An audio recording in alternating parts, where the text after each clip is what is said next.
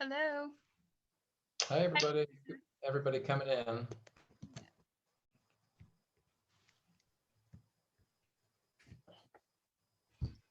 Good afternoon, teacher. Hi, everybody. Hi. Thank you, Professor, to feedback. I just saw it. Oh, good. Yeah, I'm going to talk about that at the beginning too. And Amanda, I'm so sorry. I sent you a message just about pages. Did you see my message about formatting the pages instead of Microsoft Word? Yeah, I heard the video. Yeah, it's like a dark video and the voice. Yeah, and then. Oh yeah. Oh yeah. Yeah. I'll show you guys that in a second. But Amanda, I just sent you a message about grammar writing 1 just because, and asked if can you submit it in Word document format because Canvas can't open pages formatting. Okay, so you know when you type. Farzan, I'm muting you. When you type your project on a MacBook or on a Mac computer, it will save as a pages file, but Canvas cannot open pages files. So if you can you save it as a Word document and then resubmit it as a Word document? Oh, okay. Then I need to buy the Office program, yeah? Well, or you can use, it's up to you. You can also use the Google, you get all the Google Drive stuff. No problem, Farzan, not all. You get all that stuff for free as a student at ARC. So if you want, when you log, I'll show you. Okay. So 2 things, you can buy it if you want, but I mean, it's expensive. So if you use the single login, if you click, and for anyone who's wondering what Word document, what processor, you should see this for your single sign-on. If you click Google Drive here, even if you've never used it, you can keep it really simple. Google Drive will open, and you're looking at my drive now, but all you have to do, Amanda, is click on New up here in the corner, New, and then Google Docs, and it will open. And this looks just like what you're used to in Pages, just like what you're used to in Microsoft Office. Then you can type everything here, and in Canvas, you can actually just submit this file. So you can save this file from Canvas. If you go up here to File, Download, you can download it as a Word document, as an open form. You can download it as a PDF. You can download it as all these things. Or you can just submit your Google document in Canvas straight there because Google links up with Canvas. So there's hey Andre, there's all these different ways to do it. And if you need more help, because I know I'm going fast here, Amanda, just you can stay after class or let me know. Okay. Then you attach this the file, the Word, some kind of thing. How I will save. Stay with me at the end. I won't keep you too long because I have another meeting after class, but I can do like a little 5-minute okay. technical. Sorry. No. You're not the only student, right? This is one thing. Like I said, I think there's some really good things about Canvas, some other things that I don't like. One thing that I just hate is it will not open Apple Word file. So it just says, oh, Amanda submitted this file .pages, and then it just doesn't. I can't see anything. So it's not your fault. It's Canvas's fault. Don't worry about it. Okay, sorry about that. No problem at all. I'm still struggling. My MacBook computer is still. It's so weird. I get it. Then I was okay. I have to buy the Office program. Now I'll show you how to use Google so you don't have to spend money. If you want to, you can, but you don't have to. It's good thing about many option. Subscribe. Yeah. Or one time. It's just confusing me. Which one is best? Then I just okay. I have to ask. I like to show students Google Docs because I don't even think the Google stuff isn't perfect, but it's free, right? Like you pay tuition, and one thing you get just from paying tuition at ARC is access to all that Google stuff. So I think it's good to use it because you you're not paying only for that, but it's one thing you get when you pay for tuition, you know. Okay, okay. I learned a lot of things. Welcome to online education. Like I said, I always talk to the other professors, you know, like I say 30% of our time now is talking about computer stuff. It's not even about language or any lessons. It's just talking technology. Oh yeah. Great, but I see a lot of people came in. Galina Sapida, Fuchsia, Surge. I think that's Fatima on her iPhone. Farzana, I saw you, Veronica, and Circulem. Tefri Paimanazis. Good to see Hi. you.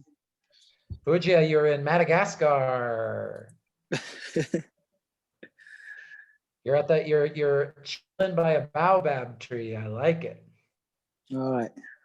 Hey, Veronica. I'll make Veronica teach this lesson since she got a little preview about clauses. I'm teasing, I'm teasing. Okay, I'm sorry. Hi, Farzana. Hi, Hugh. Good afternoon, sir. All right, so we've got a little bit smaller group, but I am going to get started. There's only two things I really want to do today, but I'm going to introduce Language Power Tutorial 3, which is clauses, sentences, and phrases. And if you've already started reading, or you know, if you've looked at it, you know, there's a lot of stuff in there. So I'm going to try and present a lot of information. So here are the two things that I'm doing today. First, I was able to finish grading and giving feedback for Grammar Writing 1. So I want to show you sort of how to find those comments and to explain the way I give feedback so that you know what to do, you know how you can improve your grade if you want to, and answer any questions that you have about that.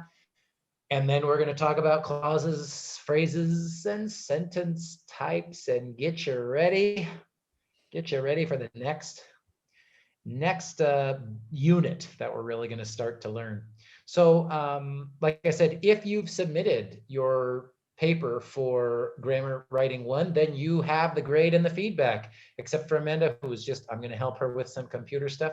But I think there's still 9 or 10 people who have not submitted that first draft. So that's a good amount of you. So all I'll say about this is, if you are going to submit or planning to submit your paper, okay, that's great. I will work with you, but one thing, I cannot promise you when I will grade it or how much time you will have to revise and resubmit, right? This is the only reason that I have due dates for these projects, is so that I can grade them very quickly, get them back to you quickly, and you can revise and get more points for them. So if you didn't do your first draft, I still think you should. You should still try, get it in as soon as possible. But please be aware, I cannot promise you when I will grade it or how much time you will have or if you'll be able to revise and resubmit. So again, more reason for you guys to, you know, we have 3 more of these, right? 3 more grammar writing projects. They're the only things with a due date. Please, if you're watching this recording and you haven't done it, try to do it on time. Okay, so I did want to show you, for the people who did get them in and have submitted them on time, I did get grades and feedback in, and I want to show you sort of how I did this. So first I'm going to go to student view. And then I'm going to click on grades.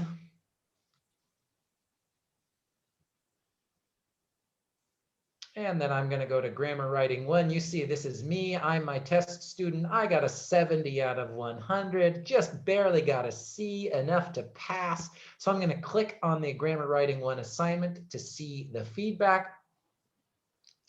Right, and there's a few different things that I can show you. So if you click this link, all you're going to see is the document that you sent me.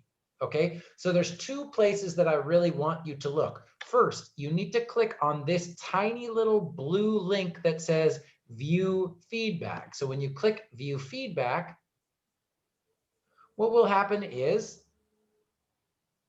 you will be able to read my comments that I type directly into your paper. Now, this is going to be very helpful to help you understand the audio comment that I made, right? So the basic way to understand the notes that I left you is green means good, right? Notice that here I said good formatting, nice. And here for the subjects, I wrote, yes, good. And here I wrote excellent analysis. Let me see if I can make this bigger. How do you make this bigger? Again, Canvas. Not a perfect. Oh, it's so frustrating. Go on the blue one. Where here? The top now. A top gray above. Yeah, That also. Yeah. but you're not showing. Wait, how can I? So can I make this bigger or not bigger? Yeah, I do in my computer. I don't Yeah, know yeah, why. yeah. You Now cannot. you can do That's it. that. Thing, right? Yeah, It's enter full screen. Thank you, everybody. I heard Sepida and Hugh. Thank you so much. So yes, yeah. So once I'll do that again so that it actually is clear. You'll click view feedback. Then so that you can actually read it, the best thing to do is to click this little arrow, these arrows here that say view full screen. So if I enter full screen, then I can zoom in if I want, whatever. So again, green means good, right? Green means go. So good formatting, nice. And here subjects, yes, good, excellent analysis. Then if you see a red box or red letters, that means that there are some errors here, right? So if you see a red box around your verbs, then you know, okay, that you made a mistake in analyzing your verbs. So for example, in this sentence, however, comma, I can share a little bit about my beliefs about learning English and teaching grammar. I said can share learning and teaching. And then I left a note that said, you only have one clause, so you only have one verb, right? And then again, you only have one clause, so you should only have one verb. And I identified my as a pronoun, learning as a verb, teaching as a verb. There are errors there. So the red means, hey, there's a mistake here. Then at the end of the reflection, I tried to write a short paragraph to everybody, even just 3 or 4 sentences. So I said, nice job, test student. I can tell you spent a lot of time analyzing your sentences. However, you're still having some issues with verbs in parts of speech. Also, your reflection is too short. Try to write at least 3 or 4 more sentences about what you learned so you can revise and resubmit for a higher score. Let me know if you have any problems or you need any more help. So everybody's got something like this for their document, right? Red and green. Green to say what you did well, red to say where you made a mistake. And then for everybody, I also recorded an audio comment. So just a minute or two of me talking about your paper. And in that audio comment, I tried to give you even more specific examples. So I'm going to play this one where I talk about how to fix sentence 2 from this example paper. So all you have to do is click this little blue icon. Again, this. All right, nice work, test student. Thank you so much for your project. I really enjoyed reading your self-reflection. As I wrote at the end, it's clear that you are thinking a lot about the parts of speech and analyzing your own sentences. And I'm sure that if you continue studying, you're going to keep learning a lot this semester. So for your first draft, you do have a 70. That's a C. That's still a passing grade. But if you do want to revise and resubmit your score, you can. So anywhere that there is a red box or red letters or a red note, that means there is an error, a mistake in your analysis. So you can go back and fix those errors. Sometimes I've written a note explaining what the error is and helping you. Other times I've just showed you where the error is. For example, in sentence number 2, as I note, I put a red box around the verbs, and then I put a note that says if you've only got one clause, which you do in this sentence, you can only have one verb, and you've identified 3, so there's an error there. There's also some errors in the parts of speech where you identify my as a pronoun. Try to review the part of language power that talks about the difference between possessive determiners and possessive pronouns. You've also identified learning and teaching as verbs. I'll tell you right now, they are not. But can you identify what part of speech they are? And if you can't, don't worry about identifying them. So those are some errors for you to fix.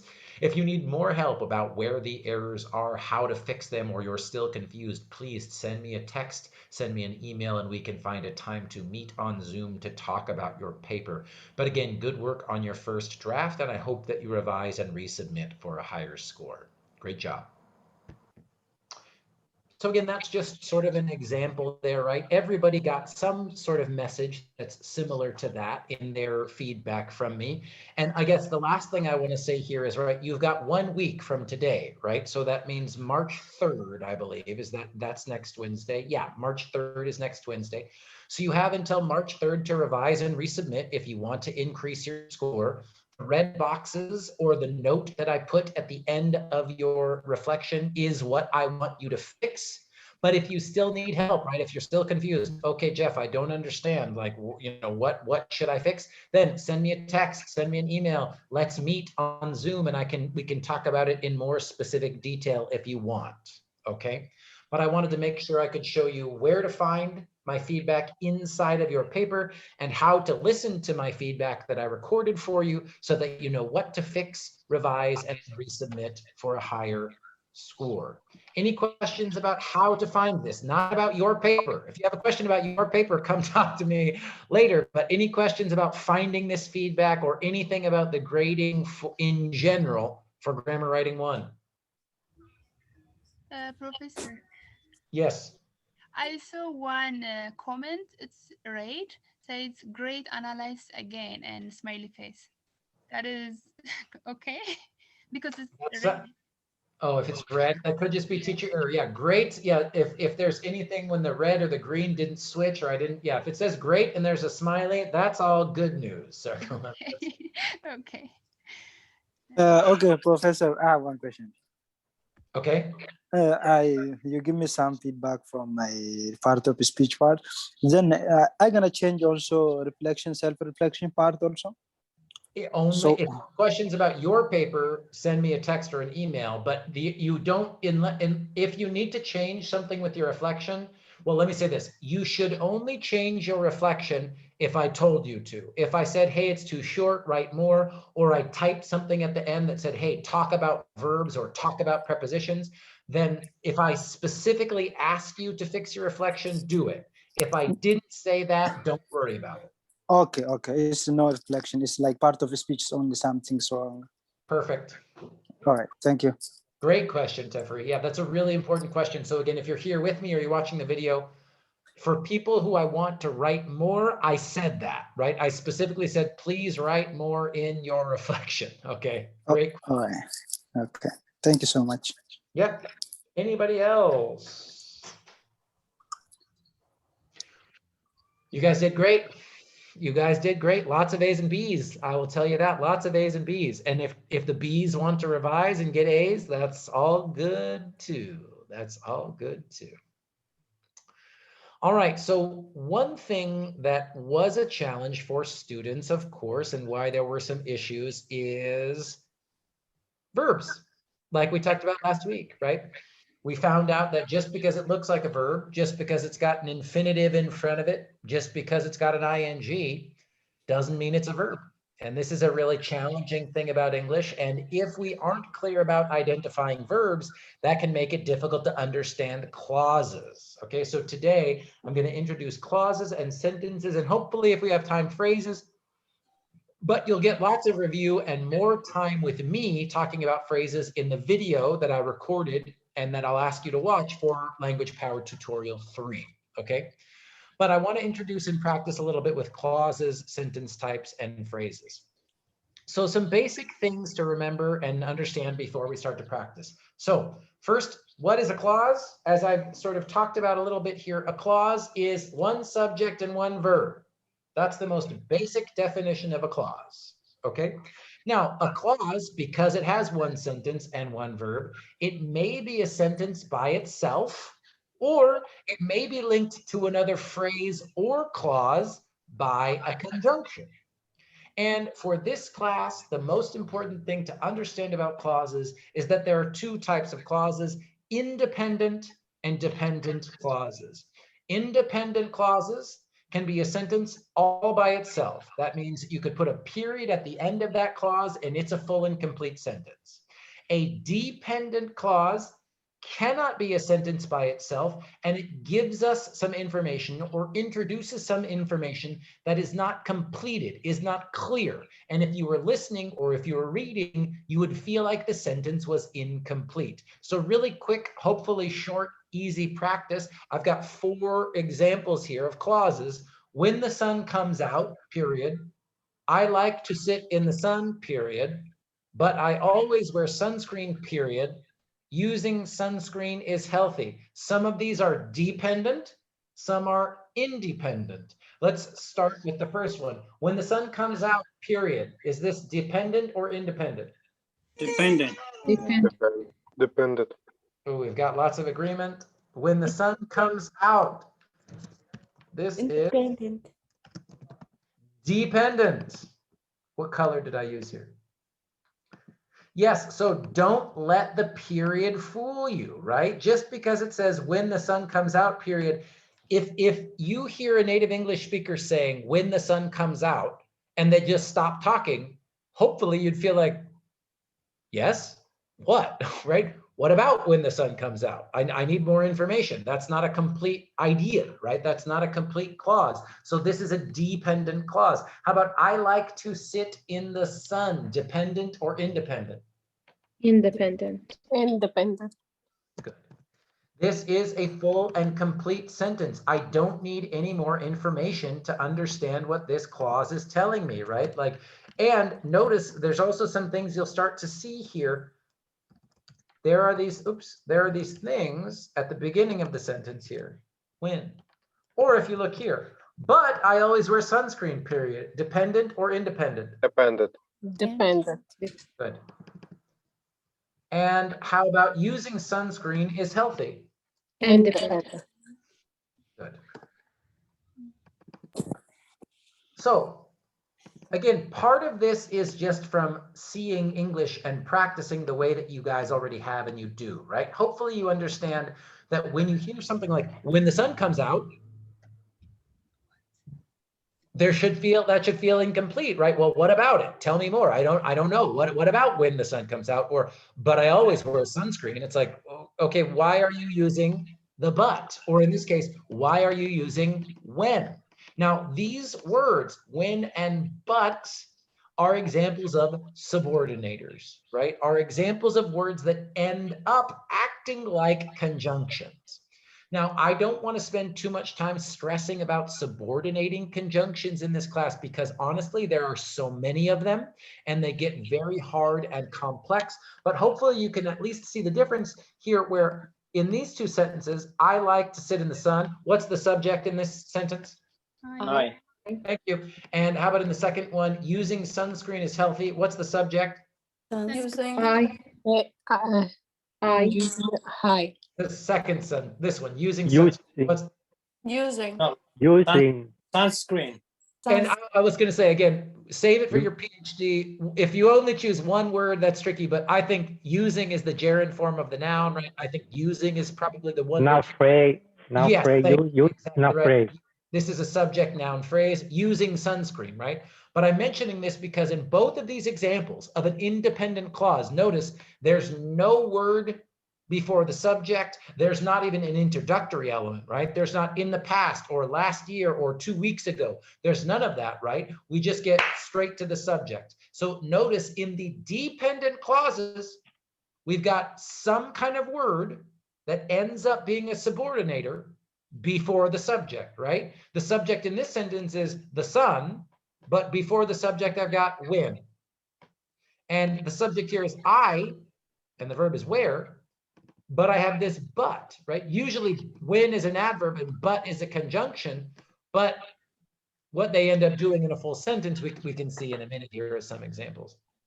Okay, does this make sense? Basic sense, right? About independent and dependent clauses. This idea makes sense. I've got another slide to practice. Yes. Cool. Okay, so now remember, as I said,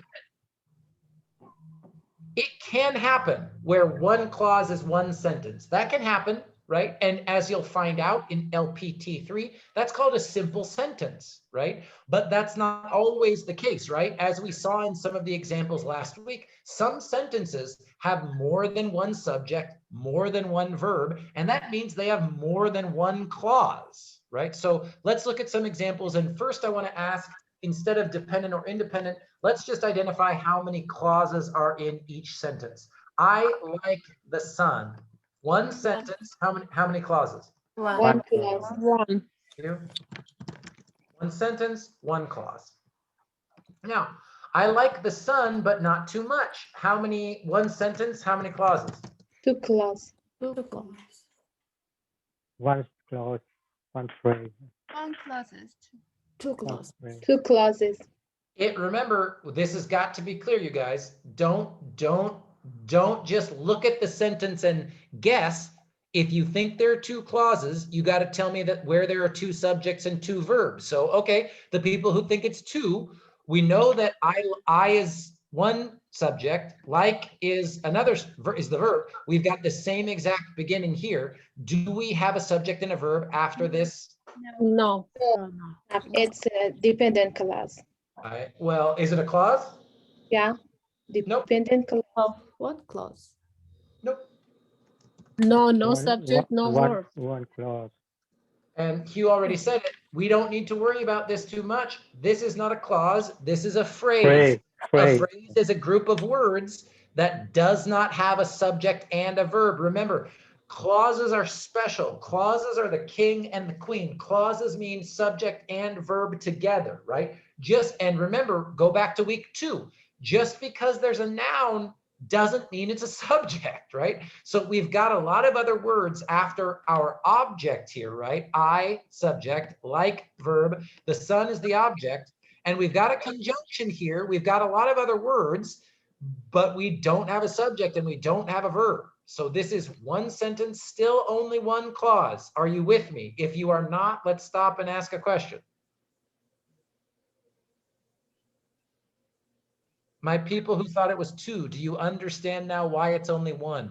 Yeah, I understand. I think it's dependent clause because sometimes dependent clause doesn't have anywhere at it because it doesn't stand alone, and it's depend to the first clause. Good. And Sapida, you're perfect. And the other thing I would add is good students, you're learning too is to see the conjunction, right? It's like, ooh, conjunctions connect clauses. And we're going to see here very, very often conjunctions do connect clauses, right? But not always. Sometimes conjunctions just connect two nouns, right? Like my simple example about food. I like pizza and ice cream. Pizza's a noun, ice cream's a noun, and is just linking two nouns, right? And there is no comma. Now I understand, yeah. Now, exactly right. So Sapida, you're on it. So if we look at the next one, I like the sun, comma, but I always wear sunscreen. Still one sentence. How many clauses? Two clauses. Two clauses. Good. And now where are the clauses? Like and where. I like the sun. The And first is the independent. Like, where. Yep. And and like is the verb. Thank you very much. And where's the next clause? I is I always where. Good. Where is the verb? where? Thank you very much. And where's our conjunction? But. But. Or. Conjunction is bad, yeah. But is conjunction. Great.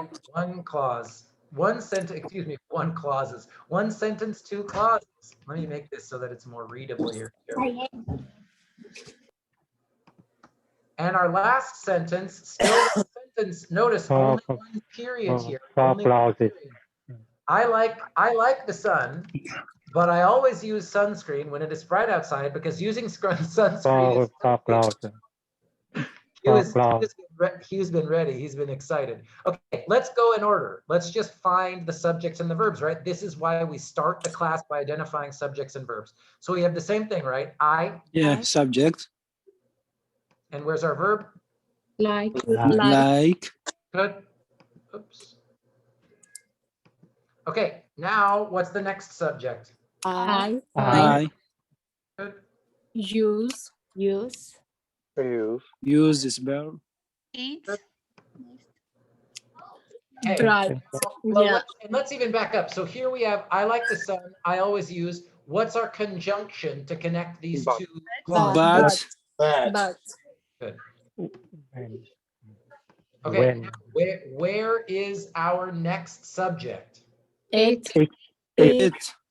it when it Verb is bright. Is. Is. is this Verb. Yeah, verb. verb is yes. Good. And bright is an adjective, right? Bright Yeah. is an adjective that follows this linking verb here, right? Yes. Yeah. So here's the next question. Where's the conjunction to link these clauses? When. When, yeah. We don't have a problem here. When we got a test, then there's some issues. Yeah. And I'm here helping you. No, I think, and it's anyway, let's keep going and then I'll talk about it. So outside, because using sunscreen is healthy. So where's the next subject? Using sunscreen. Using sunscreen. sunscreen. Not Now, afraid. Because Yeah. conjunction. And where's the verb? Is. Is Adjective. And then where's the conjunction? because Okay. Because. I'm going to tell you something now, for real. I'm going to make your face. no four clauses No. for no four No. sentences. What I promise you, I want to say something though. What you guys just did, right? In that sentence right there, I promise you, I don't even think 20% of American high school students can do what you just did. Honestly, like after 6 weeks of this book, I swear, that sentence analysis that you just did, most Americans cannot do. So one amazing thing happens when I teach this class is like, again, 5 weeks ago, if I asked you this question, you guys would have looked at me like I was crazy, and you just did that in like 30 seconds. So I hope it's hard for when we're the student, when I'm the student, it's hard for me to see my progress, but I want to tell you, like now sitting here week 6, Farzana's laughing, sitting here week 6, I'll just keep telling you, I can see your progress. So I hope you can feel it. I hope you can feel it because what you just did is not easy. What you just did is not easy. So amazing, amazing work. Okay. Professor. Yes, please, let's ask questions because now I want to use this sentence as an example to talk about sentence types. But yes, please, let's go questions. Okay, thank you. My question is, so can we put another comma because here is 4 clauses. If you put comma, is it okay a grammatical point or it doesn't need to put a comma after one comma? Such a good question, Paiman. The short answer is well, what? If you want to have perfect punctuation, you cannot put the comma. The way that I show you this sentence is the way that it should be for sort of perfect punctuation. And I will explain why. There is a rule that I can help explain why. So that's a great question, but I'm presenting it to you the way that it should be. Why using sunglasses is Andre saying, why is using sunglasses or using sunscreen, right? Yeah, Andre saying, why is using sunscreen the subject? Like I was saying, whether we want to call using that word by itself, the gerund form of the verb, if we want to call that one word the subject, or if we want to call sunscreen the subject because it's actually the noun, I don't really care. The most important thing is that you understand they go together to act like the subject noun phrase, right? And we started talking about this in week 2. So my sister Amy. Okay, what's the subject of that sentence, of that clause? Is it just Amy, the name? Is it all 3 words together? Like I said, if you really love that question, you should be at the PhD program with me studying linguistics, because again, people will have fun opinions about that. But the most important thing is that you understand those 2 words work together to create the subject noun phrase, Andre. Right. So yeah. Other questions? I have a question, Professor. Yes, please. If, for example, if I change the first comma to dot, then and also change before because I put a dot here. So can I change it to 3 sentence? But what then what difference the one sentence compare with 3 sentence? Such a good question. I'm going to answer that, and then as a way to talk about the different sentence types. So your suggestion, Sandy, was I like the sun, period. And then where was the other period you wanted to put? Before because I just think if it is correct, before because it's okay. No. Okay, so no. Okay, so this one I can answer quickly. Because using sunscreen is healthy. This cannot be a sentence by itself. Why not? And if it's Because it's dependent. dependent. Oh, I see. Independent. This is a Because of no subject. This is a actually it does have a subject, but this is a dependent clause that Doesn't have a complete meaning by itself. It has a subordinator, and we don't. It has a subordinator, but no independent clause, right? If there's a subordinator, the subordinator is like a big sign yelling, okay, I need an independent clause to go with me. I need an independent clause to give me meaning, right? But here we don't have one. So because using sunscreen is unhealthy, period, this can never be a sentence by itself, right? Yeah. And let's do this. So I'm going to say, hold on 1 second. I want to back this up. Because this is a good way to practice understanding. So I like the sun. We said this is independent, right? Mm-hmm. So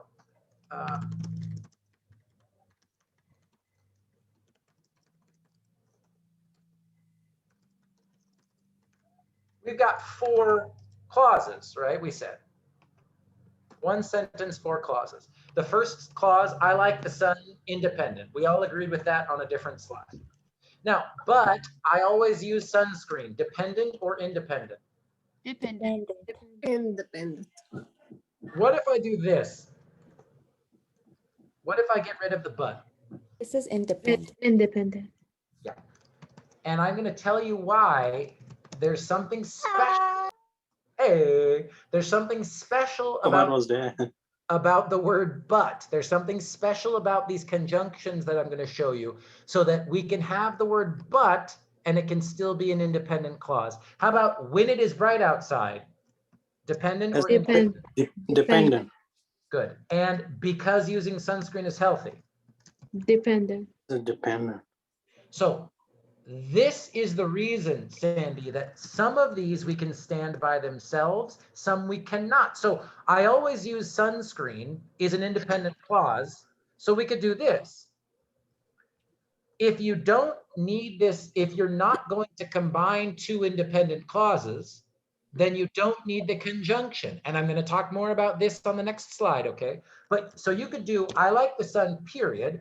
I always use sunscreen when it is bright outside because using sunscreen is healthy. Now I've got 1 sentence, a second sentence, and the punctuation and the grammar is all correct, right? Because I have 1 independent clause and 2 dependent clauses, right? But the reason I can't do this, but I always use sunscreen when it's bright outside because using sunscreen is healthy. This is a rule that is pretty much always true in English, at least at college writing, guys. Don't ever start a sentence with but, ever. Sir, I have a question here. Mm-hmm.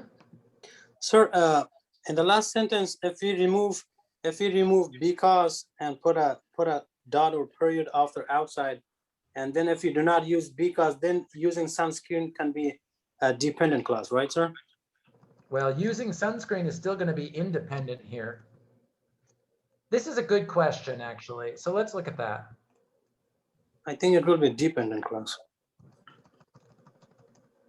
Using sunscreen is healthy by itself without the subordinator, right? No, because using sunscreen is healthy. That's a complete thought. That's just a fact, right? That's like saying the sky is blue. Noun is adjective.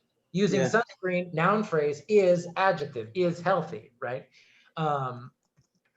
I like the sun. I always use sunscreen when it's bright outside. Using sunscreen's healthy. So, okay, here, the punctuation and the grammar is great still. Okay, you guys?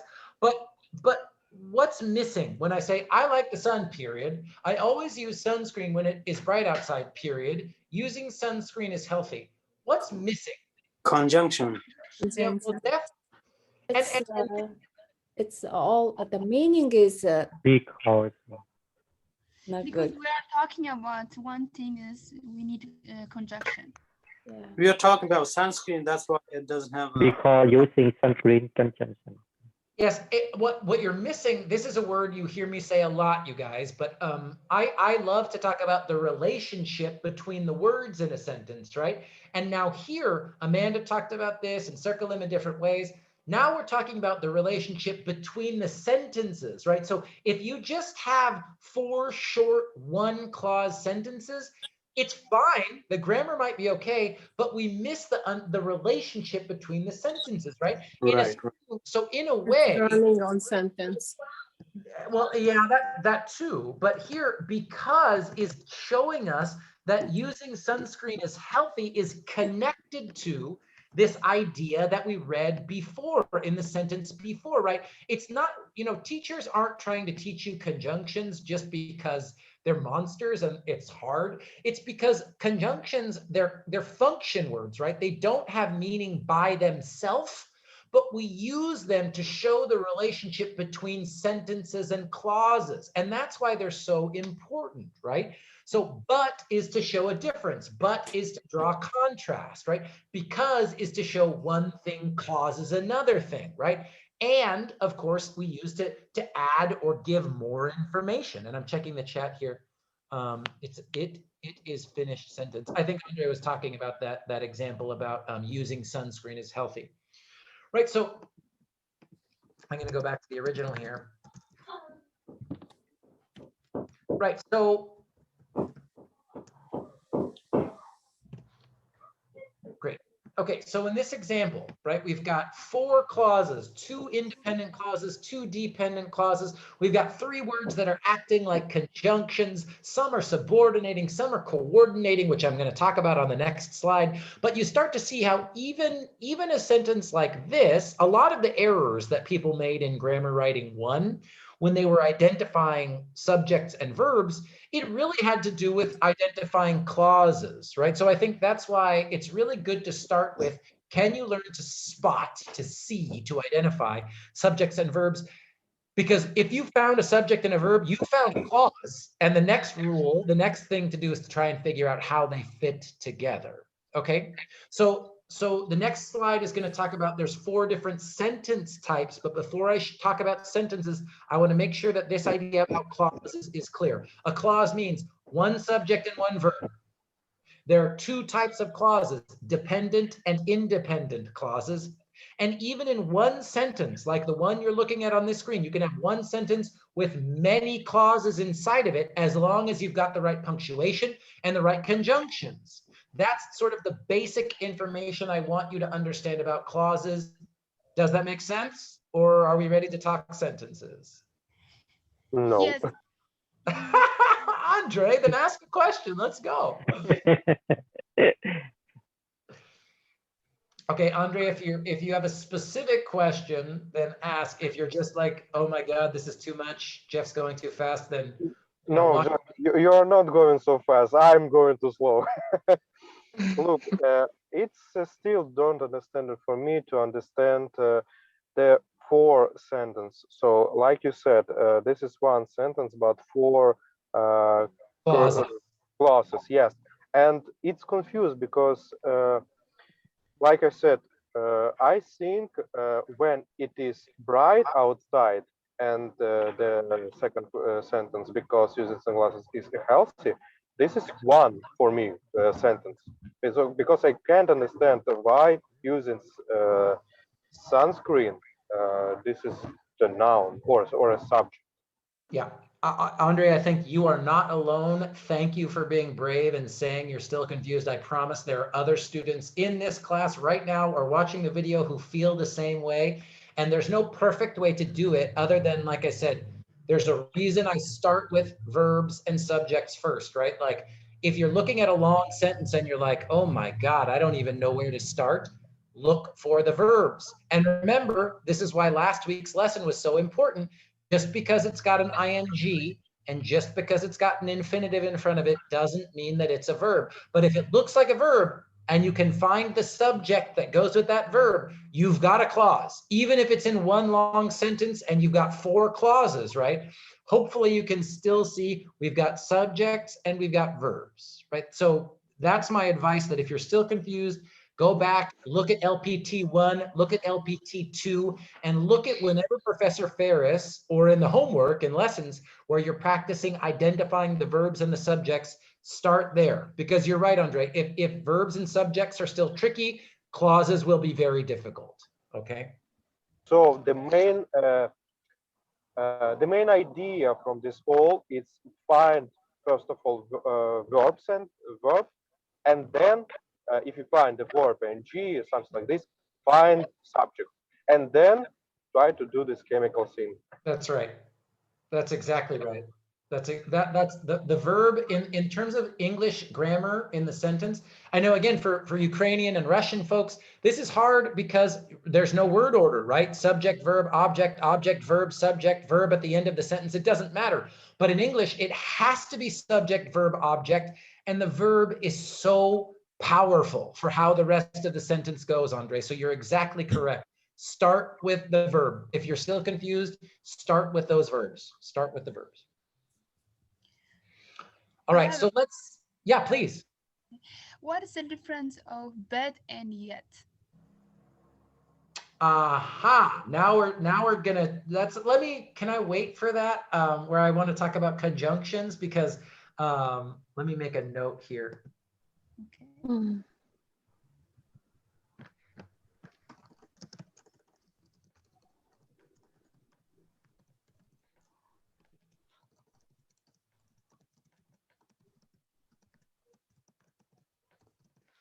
I've got a slide for this, I think, next week, but I think we should be able to talk about this. Oh. Oh, fanboy.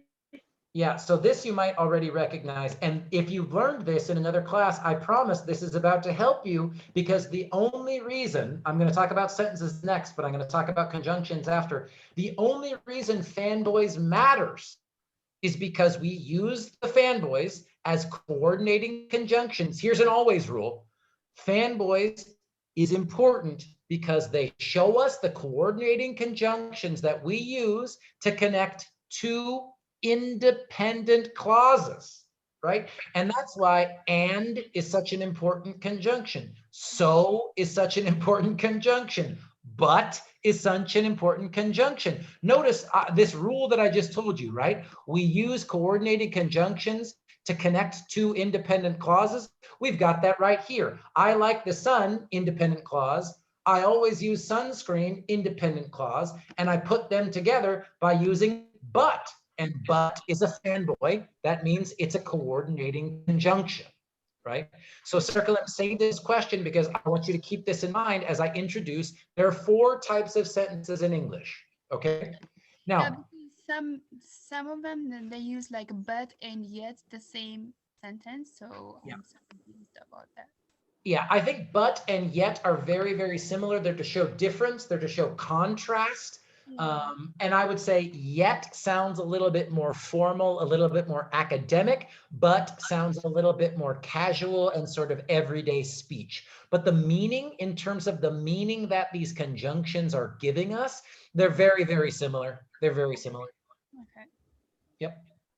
Yet, you know, a lot of the difference with why this word and not this other word, at least in college level, is one just sounds more academic, right? One historically, we use it in more academic situations. Yeah, I learned last semester yet when we use negative, negation, or a question.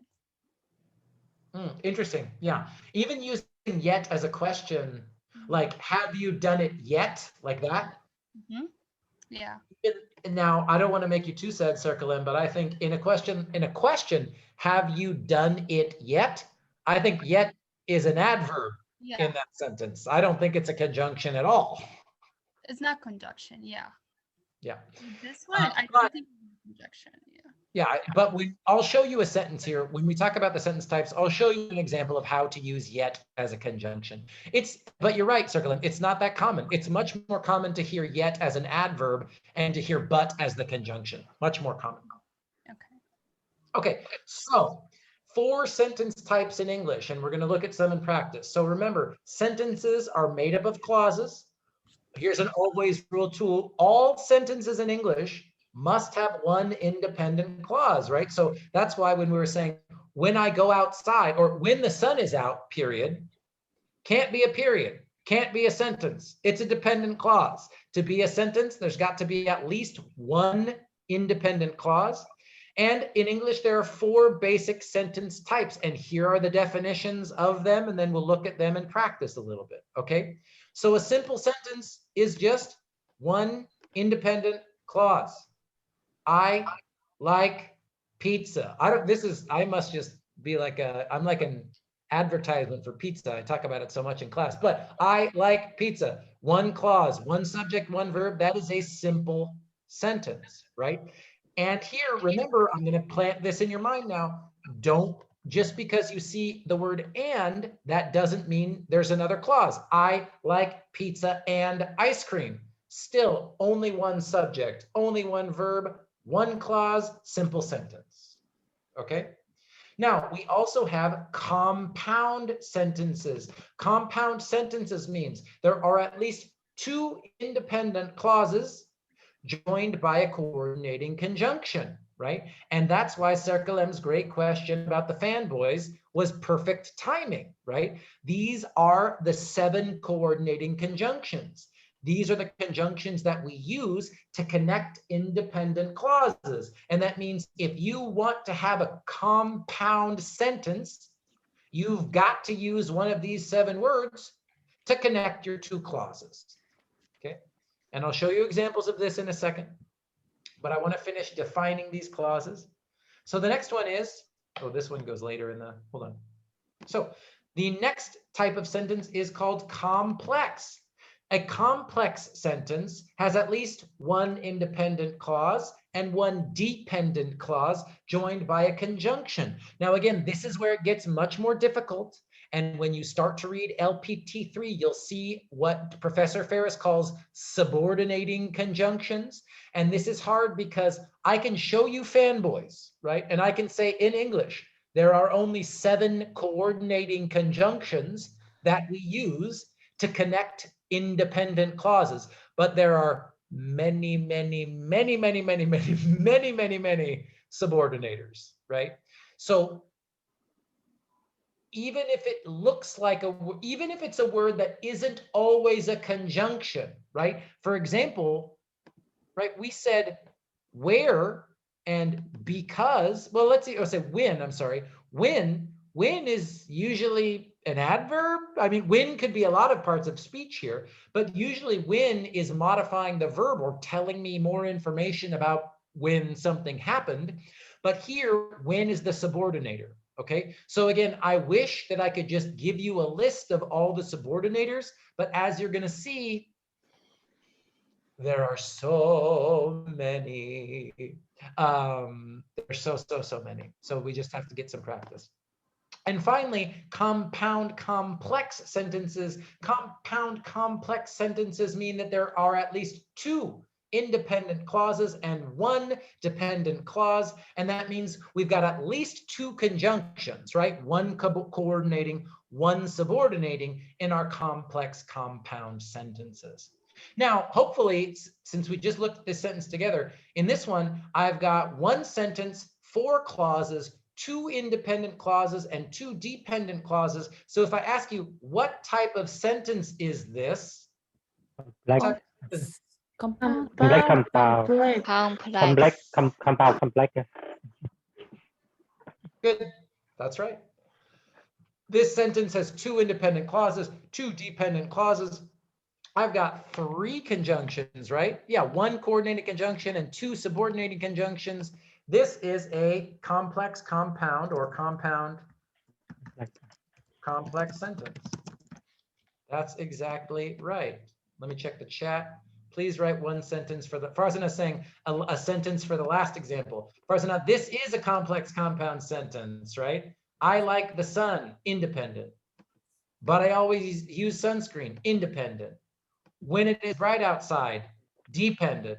And because using sunscreen is healthy, dependent. So that means I got two independent, two dependent, all in one sentence. This is a compound, complex sentence. Thank you very much, Professor. Of course, yeah, of course.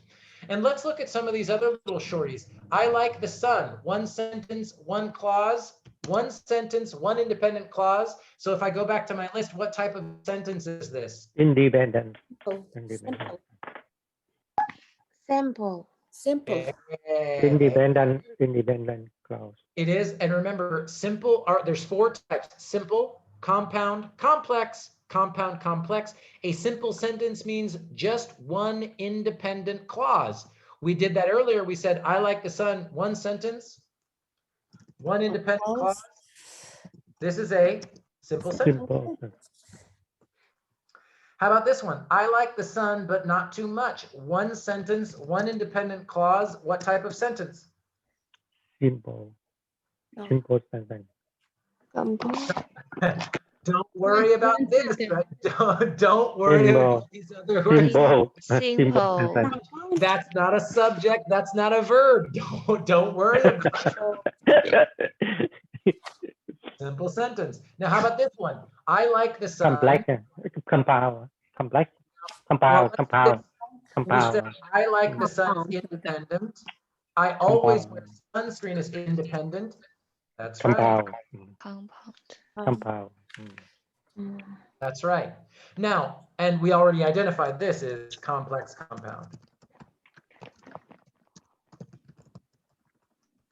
Which one does Professor Ferris put first? Compound, complex, right? Compound first, I think. Right. Now, I need to show you an example of a complex sentence, and I can do that right now. But I want to say one more thing about fanboys, okay? So this is fanboys, and let me make another text box here. So things to know about this. And again, I don't have a slide for all of this because I have got I think a 45-minute YouTube video explaining this stuff and showing you examples. But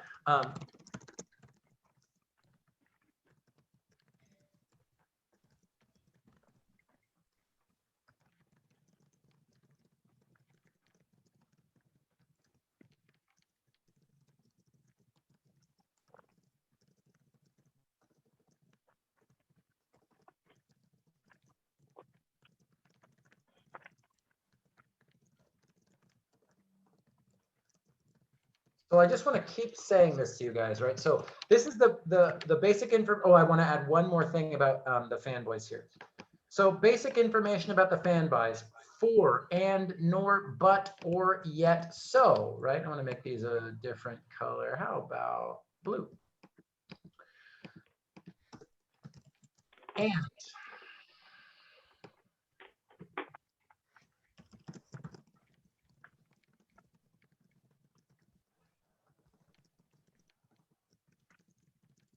I want to talk about this last point here. You don't need to count is not the right word. I want to say include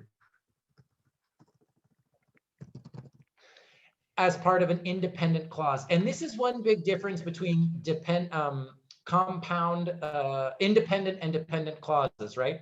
Like we said here I see the word but I'm still calling this an independent clause.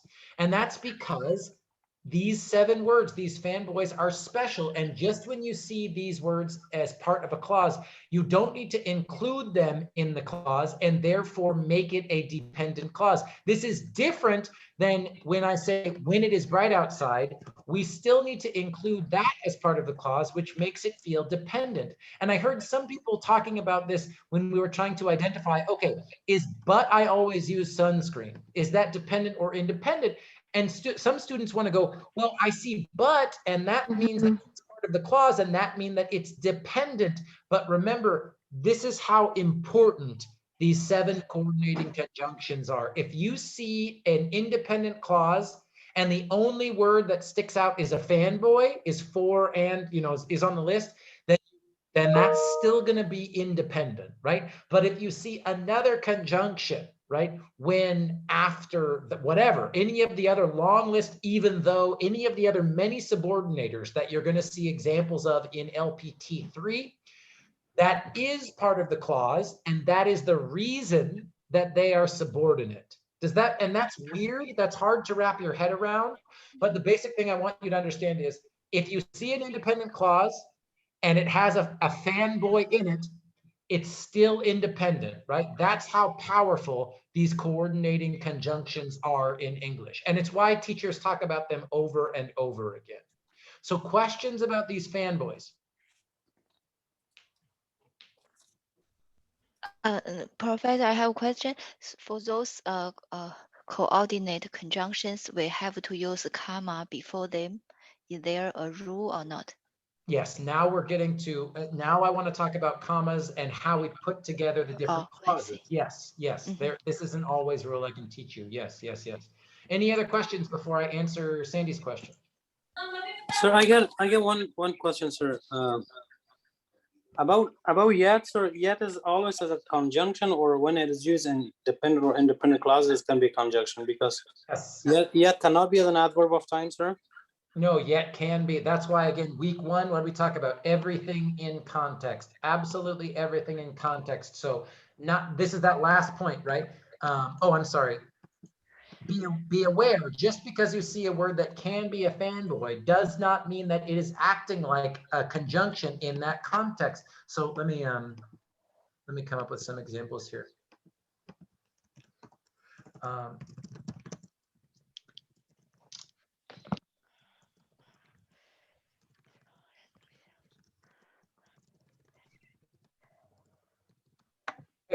I haven't finished it yet. Where's our subject? I. Thank you. And where's our verb? Finished. Finished. I've Finished. Thank you. So we have one clause, we have one subject, one verb, one clause. Also, I can ask now, what type of sentence is this? Simple. Depend. Thank you so much. Simple. This is one clause. One sentence. Simple sentence. Now, this is like the question. So, and what part of speech is yet? Adverb. Adverb. Here is adverb. Exactly right. I'll make this turquoise. I don't know. Now, I like to, no, this is too close to the blue here. I'm running out. I need more colors in my color wheel, you guys. Green. Great.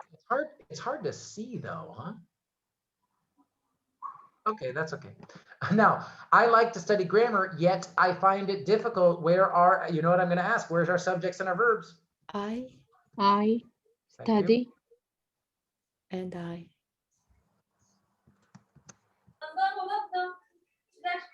What's the verb in this clause? Like. Like. Line 5. Thank you very much. Don't be fooled. Remember, this is an infinitive. Infinitive. Main verb. And how's our verb here? Find. Find. So now I've got 2 clauses. I've got yet in the middle. Compile. Thank you very much. This is 2 in the clauses. Conjunction. Compound. And here I have yet acting like a conjunction. However. Acting like a conjunction. Right? Now, this was Sandy's question. And again, I'm happy to give you an always rule here, you guys. This is an absolute always rule. Clauses, conjunctions, and commas. Yeah.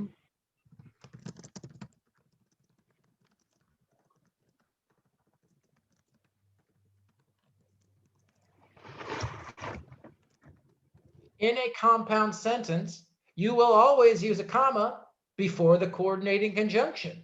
This is good news, right? So this is where I think you really can start to put some of these lessons class together, right? So if you're looking at a sentence and you're doing that thing where you're like, do I need a comma? I don't know. It feels like I need a comma. Comma? I don't know.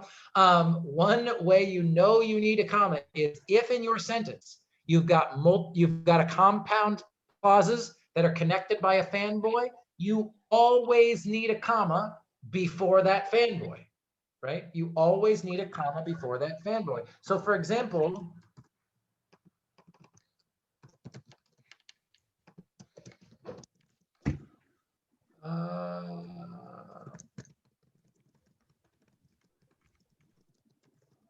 I was about to tell you the sentence.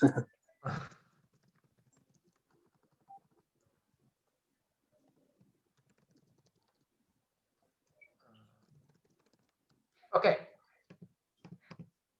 I like to go hiking in the mountains, but it is very difficult. I like to go hiking in the mountains and on the beach.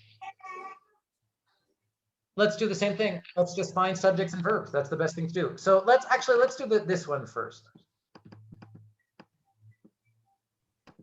Híjole, madre. Okay, that's not. Good. Where's our subject? Hi. Stop. I'm going to stop. Why do I always use I? I'm so selfish, you guys. Yeah. Let's do she. She likes da da da da da da da. Okay, so now my question. Do I need a comma here? No, No, and not, it's not. close. And it's not It- conjunction. No, It's a it's phrase. not a Not compound clauses. sentence. Okay.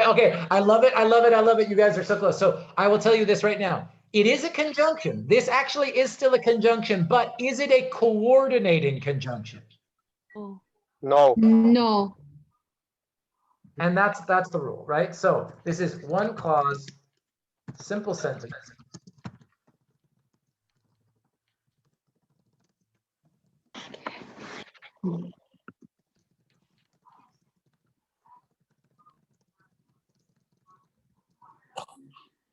Right? Mm-hmm. One clause, it's a simple sentence. So and is a conjunction, but not a coordinating conjunction. So no comma is needed. Now, I like to go hiking in the mountains, but it is very difficult. Let's do again, my sister or my friend, whatever, she.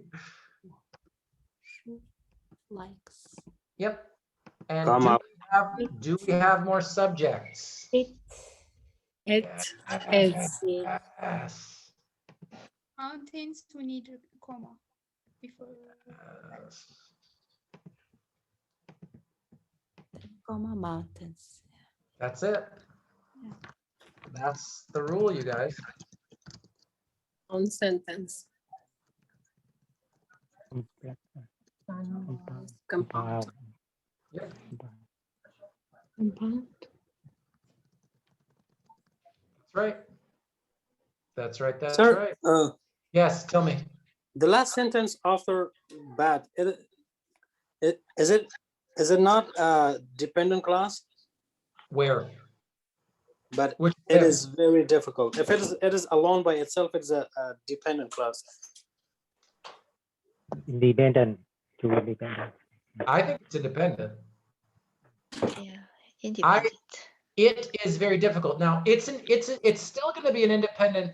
The only problem I could find there is if you just saw the sentence, it is very difficult. I think it would be natural to say, well, that's an unclear pronoun, right? What is very difficult? We don't know. So the meaning would be unclear, but the grammar would still be okay because a pronoun can be the subject of a sentence. Yeah. You know what I mean? Yes. That comment is so smart and you're so correct, but that's an example of an unclear pronoun or an unclear reference, but it's not a problem for an independent clause. Okay. I have questions about nor. Farzana says she has questions about nor. Yeah. Go ahead. This is my first time I see the nor, so I don't know where I should use it or how can I use.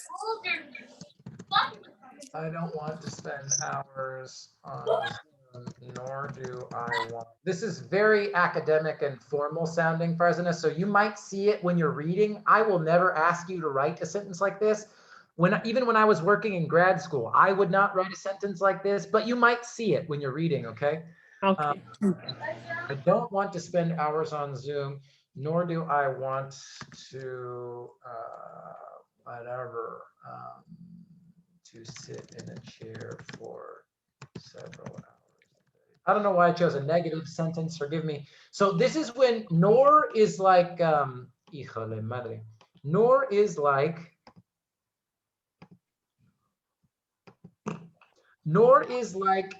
and. We use nor like and, but only when we're connecting two negative statements, right? So I don't want to spend hours on Zoom, nor do I want to sit in a chair for several hours a day. The meaning is basically the same as,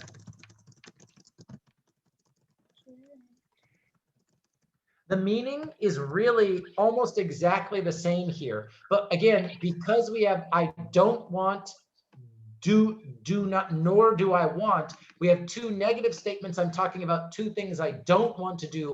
So instead of using and, we use nor. And like I said, though, I think the most important thing I could tell you about this word, Farzana, is be ready to see it if you're reading something in a nursing class or a psychology class or another class. You might see it in reading, but it's not very common to write this way. It's not very common to write this way.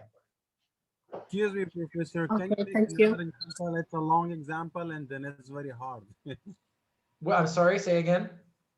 I mean, the first example you made for the nor, it's very hard and long example. Can you make a simple example for nor and use it as a conjunction? Yeah, I don't know. I'm always thinking about food at this time of day. I don't like. Neither. We'll just make it negative, right? I don't like pizza, comma, nor do I like ice cream. Why you're using do in every sentence? If I delay do from Negative. Mean non-negative already. And he was exactly right. It's because notice to make a negative statement in English, we do need these auxiliaries, right? I don't like it. I don't like that. Do not like. The main verb is still like. So it's see this do for don't, right?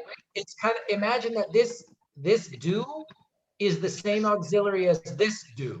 It's just in different word order because nor is a much older, sort of more traditional way of speaking and writing. Like, can you use another auxiliaries like is, are, or other kind of auxiliaries to make like a difference example, not do. Well, yeah, but I mean, it'd be the same thing. I haven't studied, nor have I slept. Something, you know what I mean? It'd be something like this.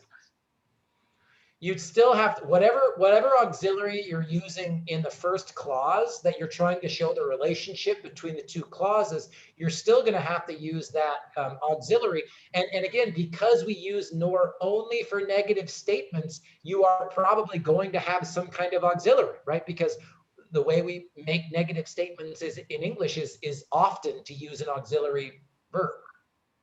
If we say like he is not intelligent, nor he is to, or what?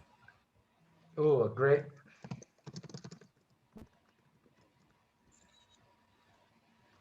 Neither.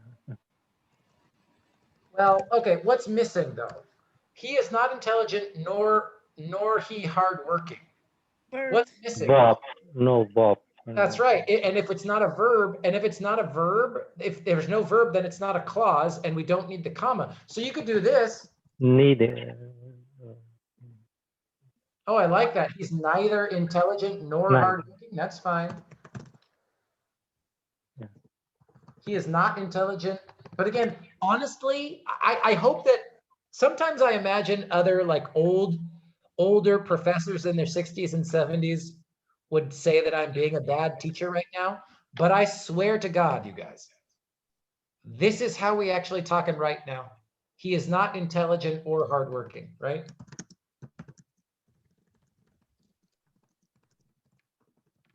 He doesn't work hard and he doesn't.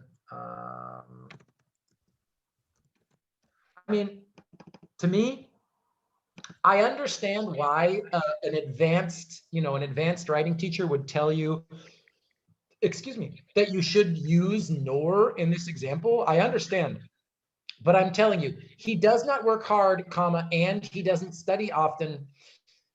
That just is how we talk now, right? For good or bad, right or wrong. So if you want to sound much more formal, like a sort of college professor from the 1940s or 1950s, you could say, he does not work hard, comma, nor does he study very often. But I think the way that we actually talk is to just use or.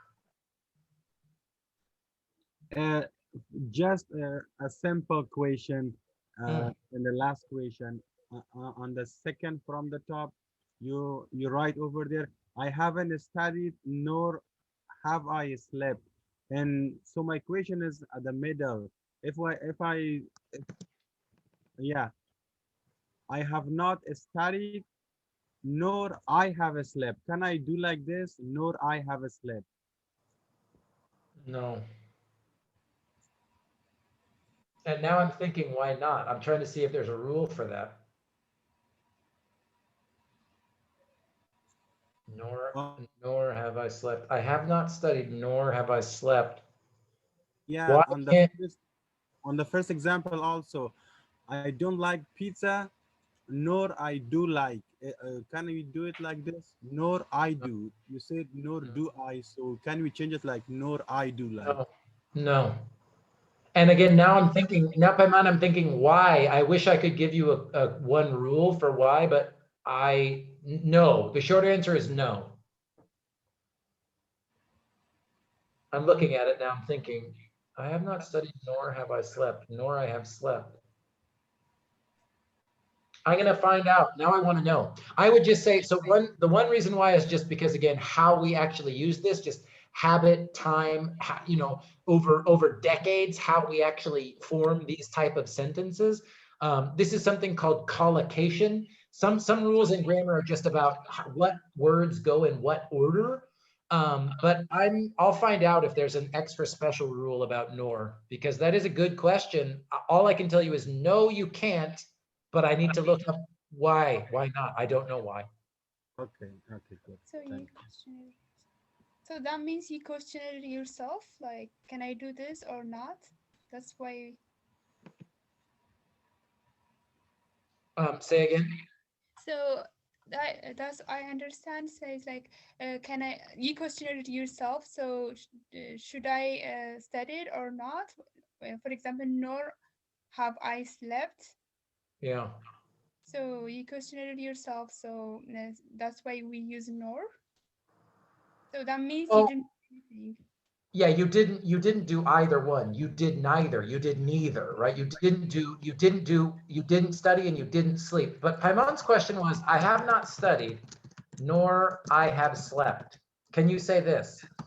Can you put the auxiliary after the subject? And I'm saying, I'm saying, no, you can't. If I see that, it looks incorrect to me. But then I was thinking out loud, like, I don't know why. I don't know if that's just something special for this conjunction, or I don't know if it's some really weird rule that I don't know about. So that's what I was telling Paiman is I'll find out because I'm curious. Because the one you don't accept, this is very regular sentence and we can memorize it. But on the other sentence, this is kind of confusing because it I would doesn't say rule for making a sentence. Like the other, he mentioned that, are you questioning from yourself? Like you do, you put do or you put have at the, it means at the beginning of the sentences before subject. Yeah. So I'll say this. Jeff's unofficial suggestion for Noor.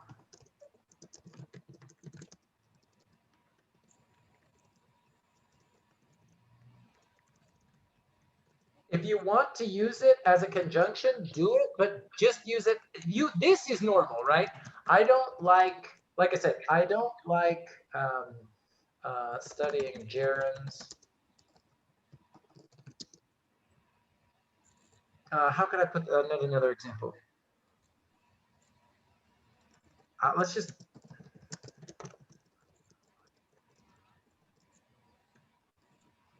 Let's do my weird example.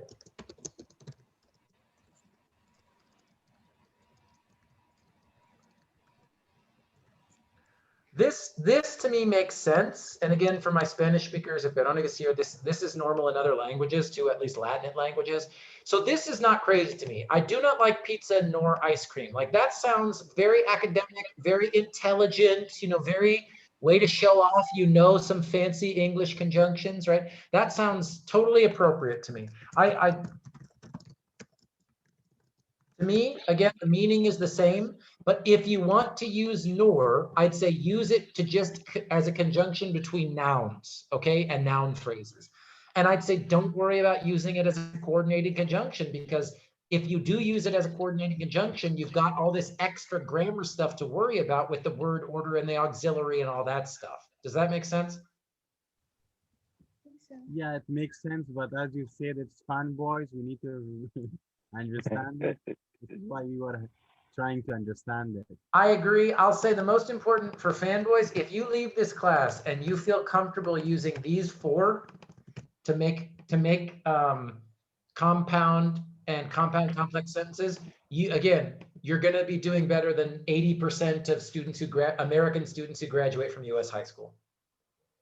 Those are the big 4. You're going to need them for research paper. You need them for 1-page short papers. You need them for 10-page research papers, right? And, but, or, and so, they are very, very, very important. So yes, you are correct. They're all important, but those are the 4 that are the most important. I want to show one example of a complex sentence. I'm gonna do this stuff about phrases next week. I'm looking at the clock here. I want to make sure I talk about complex sentences. I'll show you that at the end real quick. Where can I make my slide here? Okay.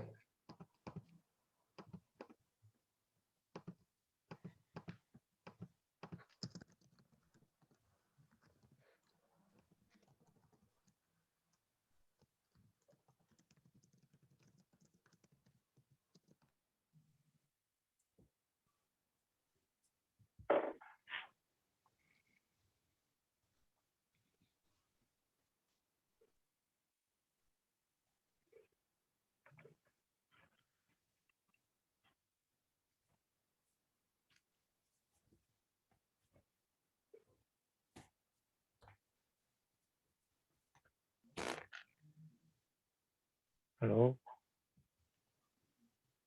What happened? He's freezing, I think.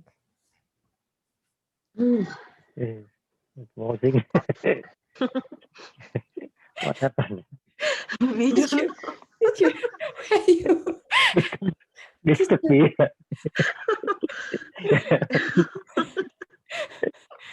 Now we are the Yeah, class without teacher. Hi. Teacher escaped from the classes. We ask so many questions now. our questions will wait. Maybe run out now, of internet. Julian when he's a host. Yeah, Julia when become host. Yeah. Teacher, where you? He didn't pay his bill for internet. I think, yeah, maybe they. Now, if you see the mountain,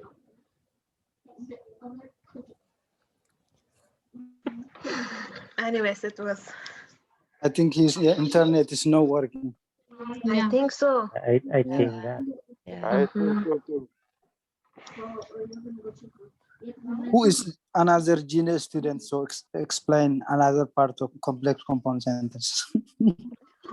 Totally not me. He come back. He come back. He come back, but he come back, but you're gonna tell us something about how you know. Now you can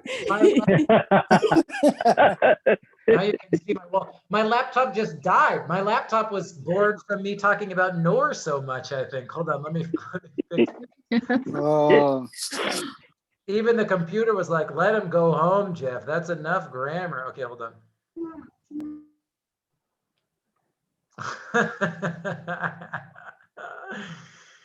Oh my gosh. Okay. It's that laptop. It's good right now? I'm back. We're in the classroom. We're back in the classroom. It's all good. It's good. It's all good. Let me fix my. It should be. I don't know. My computer. I bought this laptop when I was a grad student. I did not know I would be like doing my whole life would be on it. So my friend was like, "You need to spend money and buy a more powerful computer," and I was like, "No, I don't want to.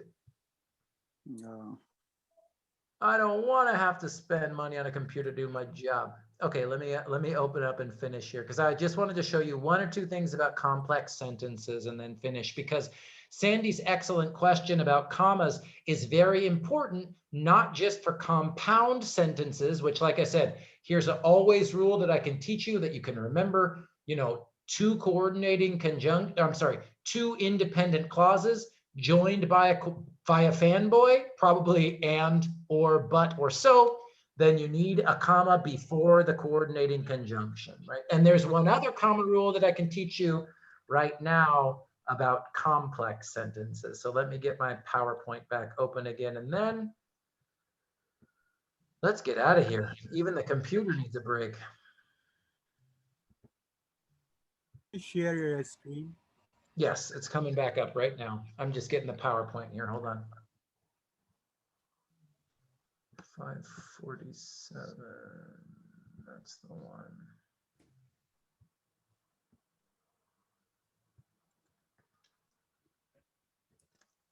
All right.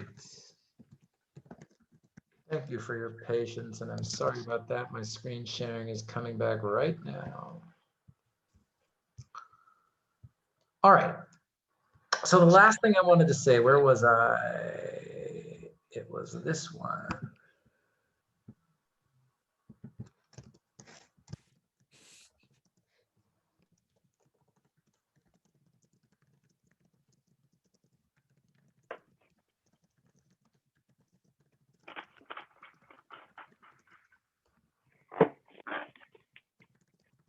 Right, so we did some examples about this. I like climbing. I like hiking mountains.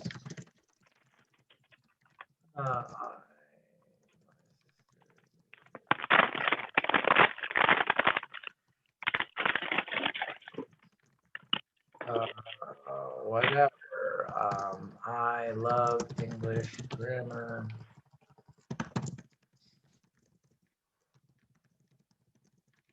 Right, just some really short and easy examples to make sure that this comma rule is clear to you here. Right, so compound sentences, two independent clauses joined by a coordinating conjunction. You always need a comma before the coordinating conjunction. I'm just sort of showing you some 3 example sentences here, right? I like hiking in the mountains, comma, but it is very difficult.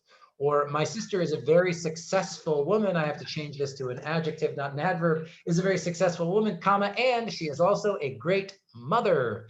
I love English grammar, comma, so I enjoy teaching G310, right? This goes back to, again, Sandy's excellent question. This is the comma rule that I am very happy to be able to teach you. Any questions about this comma rule before we look at complex sentences and finish? Okay. So now let's look at complex sentences and commas.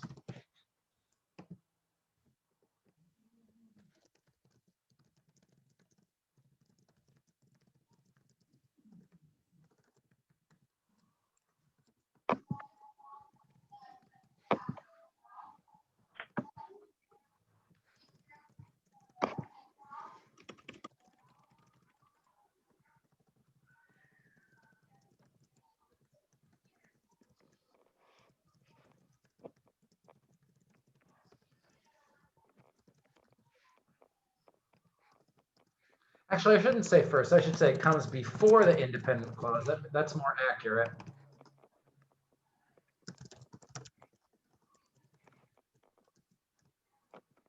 So the basic rule here, the basic comma rule here is, let's do this. I went to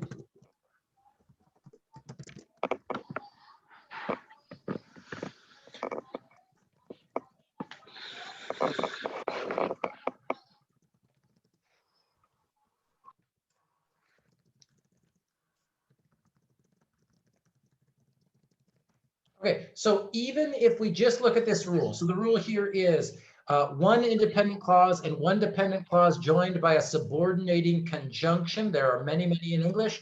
So you must use a comma if the dependent clause comes before the independent clause. And you must not, you cannot use a comma if the independent clause comes first, if the dependent clause is after. So even just looking at that rule, I will hug all of my friends and family after the pandemic is over. What is first, the independent or the dependent clause? Independent. Independent clause. Independent. Independent. So let me even ask this, then what is my subordinator in this sentence? After After the pandemic is over, I will after, After. Mhm. My subordinator is after, and that makes sense, right? So I've got my independent clause. I will hug all of my friends and family, period, complete sentence. Then my subordinator, and the pandemic is over. Notice that when I put after at the beginning, right? When I put the dependent clause at the beginning of the sentence, after the pandemic is over, comma, I will hug all of my friends and family. And going back again to Sandy's great question, these are honestly, when we look at the tutorial that's about commas, there are 3 big comma rules. These are 2 of the big 3, right? 2 of the big 3 comma rules are always use a comma before a coordinating conjunction. Use a comma if your dependent clause comes before the independent clause, right? So I'm going to give you some more questions about this before I give you some examples to practice.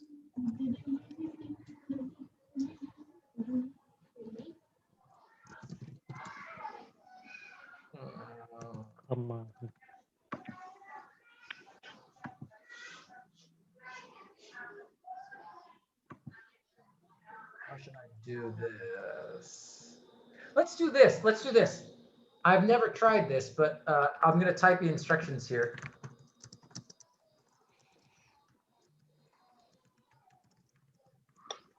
Let's do this and then finish up here. So if you can, if you're at your computer, if you're able to, I'll look in the chat. Will someone just type in an example of a complex sentence into the chat? Come up with your own original complex sentence. We'll look at it together and then we'll get out of here.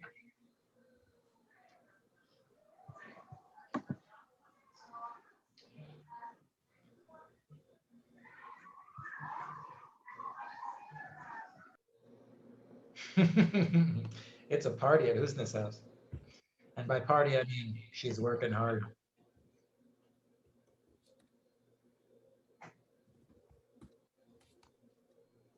Oh, I can hear people typing.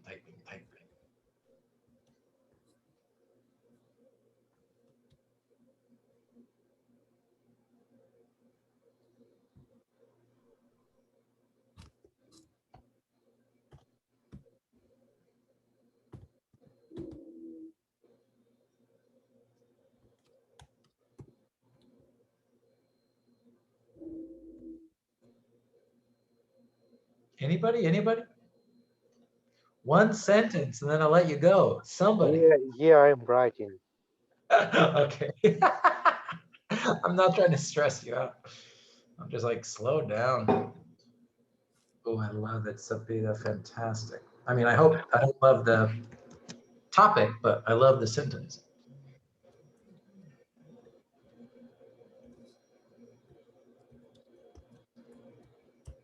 You got 3 clauses in this sentence, Sapita. Yeah. I love it.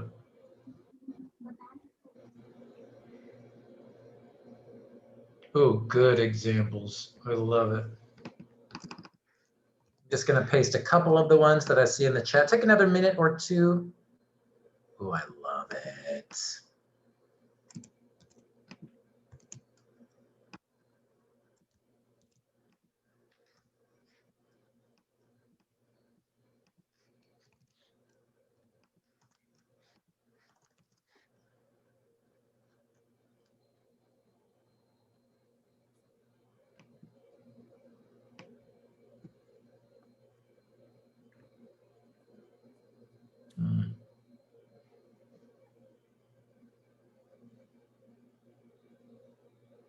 Okay, so Amanda, I want to say right away, I like to watch the movies. Well, we don't need an article here. Well, we can talk about why later. But some movies are so hard to understand. Is this, Amanda, is this a complex or a compound sentence? Compound. Compound. Yeah, so this is actually compound. You've got a fanboy, you've got two independent clauses. So this isn't a complex sentence, but you did use this comma rule for compound sentences. Perfect. Perfect. Ooh, lots of people, and you're not the only one, Amanda. I see Teferi's got an example of a compound sentence. I wanted to join the class, but I was sick and need, ooh, a lot. This is good practice. Again, more examples, you guys. I wanted to join the class, but I was sick and needed to rest. This is a compound sentence, you guys. These are two independent clauses joined by a fanboy. This is a coordinating conjunction. So it's a beautiful sentence. The grammar is perfect, but it's compound, not complex. Farsanas is also a but, so that's a compound sentence. Teferi's is a compound. Andre's got a good one. He's got a compound complex sentence. Ah, Sandy's got a really good one. I'll tell you the big clues, right? If it's a subordinator and it's not a fanboy, you probably have a complex sentence. If you typed a sentence in the chat and you used a fanboy, you probably have a compound sentence. I like eating ice cream, although it is not healthy. Yes, thank you. I'm going to put that one first too, although it is not healthy. I'll change it just a little bit too. That way we can get even more of the meaning. Great. So I went to work today, independent. This is Sapides. I went to work today independent, but coordinating conjunction, I came home early. Now, if I put a period here, this would just be a compound sentence, but Sapida finished this sentence with a coordinate or a subordinator because I have the flu. So in this case, we've got two independent clauses, one dependent clause. We've got a compound complex sentence, and you used the grammar, the comma rule here perfectly, Sapida, right? In this case, the dependent clause is last, right? It came after the independent clause, so no comma. Right? And Paiman's example is the same. I will call you over the phone. I is the subject, call is the verb. Over the phone is a prepositional phrase. After is our subordinator, finishing the class. So no comma. But we could also do after finishing the class, comma, I will call you. Again, I'm just going to try to highlight or make clear the comma, right? Subordinator at the beginning, dependent clause before the independent clause means comma, right? Let's look at Andres. I always wanted to be a superhero, comma, but coordinating conjunction, fanboy. I don't have such power like my big brother, but just like Sapidas, he does have because he is a bodybuilder. And great sentence, the meaning is nice. And again, the comma rule is correct because he has the dependent clause, right? It's a clause, he, subject, is, verb, subject, verb, clause, because the dependent clause is at the end. And also, when my job is finished, comma, I'm going to start grammar class homework. Good. Fantastic. Again, subordinator at the beginning, dependent clause before the independent clause means we need a comma. And this was Hugh's great example about ice cream. He originally had the independent clause first, but I've changed it. So although it is not healthy, comma, dependent clause, comma, I eat ice cream often. I see lots in the chat. Let me take a look. Although I'm not very good, comma, I really enjoy playing football. Zohra, perfect. The punctuation is great. The grammar is perfect. Sapida, I am traveling to New York City, comma, but first I'm going to my friend's wedding. Great example of a compound sentence, comma in the right place. Serkalem says, I went to work although I had a headache. That's great. No comma, she has the independent clause first, although the subordinator in the middle. Fujia says, I do like to cook, comma, but I do not like to wash dishes. I agree. And remember, Fujia, great sentence. The comma's in the right place. Just remember that is a compound sentence because two independent clauses and a subordinating conjunction. And finally, Zohra says, after I clean the house, I will cook dinner. That's a lot of work, but the grammar is perfect. After I clean the house, I will cook dinner. And I'll just show you the example. I will cook dinner after I clean the house. Again, the grammar is perfect in both of them. The only thing that changes is, do we need a comma or not? And that is only because of the order we put the clauses in. Makes sense. Questions about complex sentences? Because we're just about at the end. I went longer than I wanted to. I'm sorry, you guys, for the technology stuff. But any questions? Does this make sense? Makes sense. Good. Great. I'm going to talk about determiners next week, and next week we'll do all phrases all the time. So in Canvas, oh, I need to fix this. My bad. Forgive me.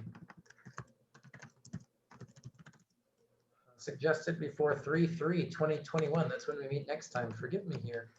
Revise grammar writing from grammar writing 1.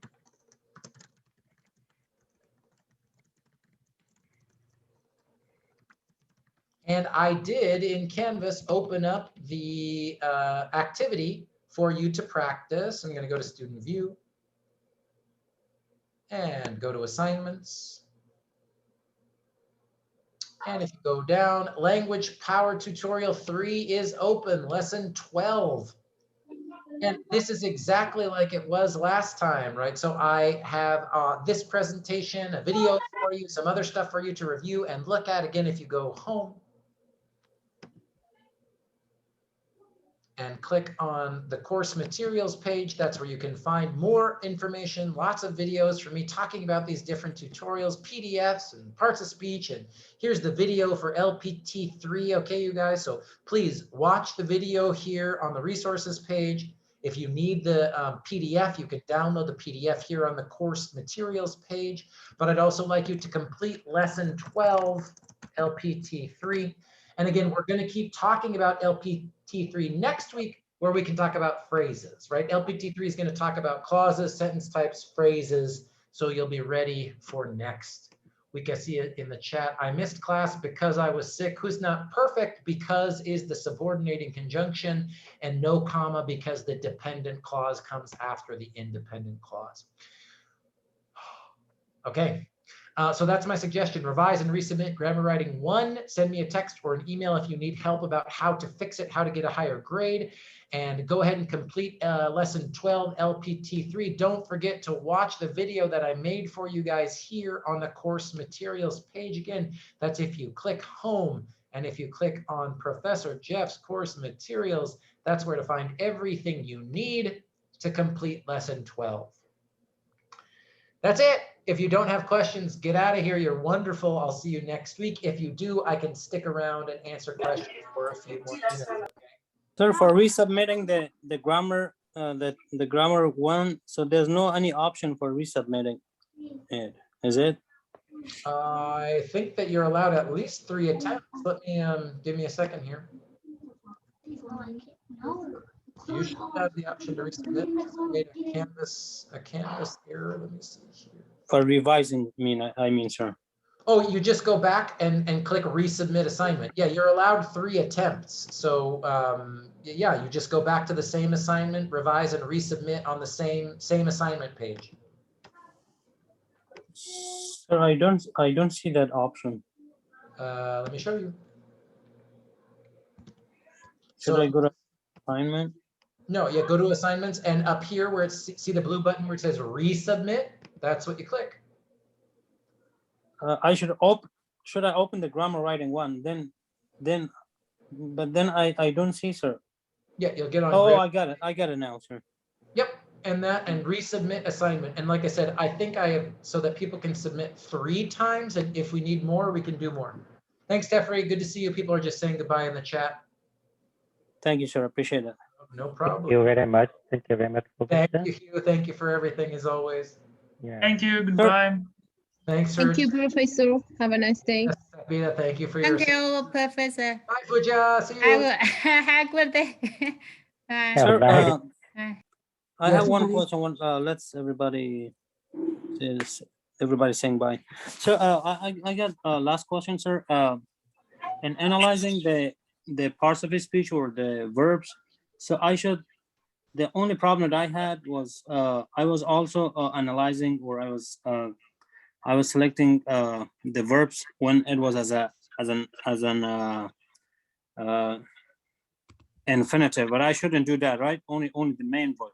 That's right. That's right. So yeah, if you've got a red box around any of your verbs, yeah, it just means you identified, you said auxiliaries were verbs, or exactly, infinitives were verbs. Exactly right. Exactly right.